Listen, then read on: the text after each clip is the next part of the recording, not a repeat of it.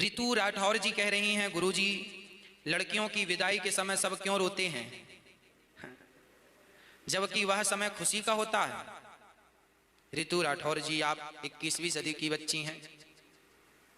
आपको लगता है कि वह खुशी का समय होता है। वह खुशी का समय नहीं होता, वह सचमुच दुख का समय होता है। जिसको माँ बाप जीवन भर पालते हैं, जीवन भर प्यार करते हैं, बड़ा दुलार करते हैं, वो बेटी आज सदा सदा के लिए किसी के हाथों में देते हैं तो दुख तो लगता है, इसलिए रोते हैं माता पिता। आपको ये किसने कह दिया कि वह खुशी का समय होता है? वो दुख का ही समय होता है रितु राठौर जी। क्योंकि माँ बाप, भाई हमारे घर पे एक गैया थी, गाय। जब हम छोटे थे तो हमारे घर पे एक गाय थी, उस गाय को हम ही चराते थे, उसका दूध हम ही निकालते थे। फिर वो गैया किसी को देनी पड़ी किसी कारणवश।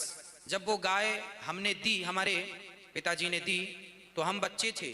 वो गाय जब जाने लगी तो हम रोने लगे, इसे मत दो, इसे मत दो, इसे मत दो, रोने लगे हम। पर हम रोए तो क्या हुआ, पर वो गई, चली गई, फिर भाग के भी आ गई वो।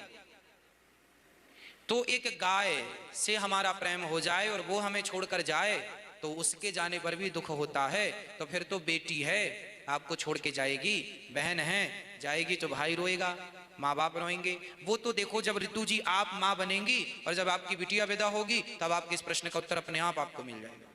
हमारे कहने से इसका कोई उत्तर नहीं है। जब आप किसी बेटी की माँ होंगी तो अपने आप, जब विदा होगी आपकी बिटिया, अपने आप प्रश्न का उत्तर आपके सामने होगा।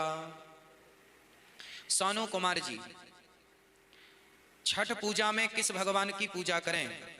छठ पूजा में सूर्य भगवान की पूजा होती है, नदियों की जल की पूजा होती है, प्रकृति की पूजा होती है।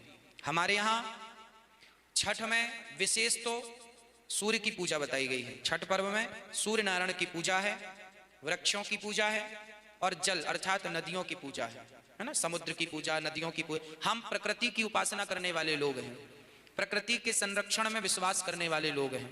आज साइंस कहता है कि अधिक से अधिक पेड़ लगाओ, साइंस आज कहता है ना।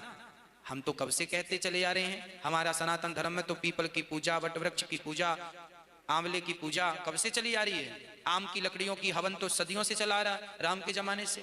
तो वृक्षों का संरक्षण तो कब से हम लोग, हमारा ये जो छठ पर्व है ये बहुत बड़ा साइंटिफिक है। इसमें सूर्य भगवान की पूजा करने का हमें संकल्प लेना चाहिए, नदियों को स्वच्छ रखने का भी संकल्प लेना चाहिए। कार्तिक का महीना चल रहा है, इसी बहाने छठ पर्व के माध्यम से लोग स्नान कर लेते हैं तीर्थों में, तो उन्हें कार्तिक का पुण्य मिल जाता है। हाँ।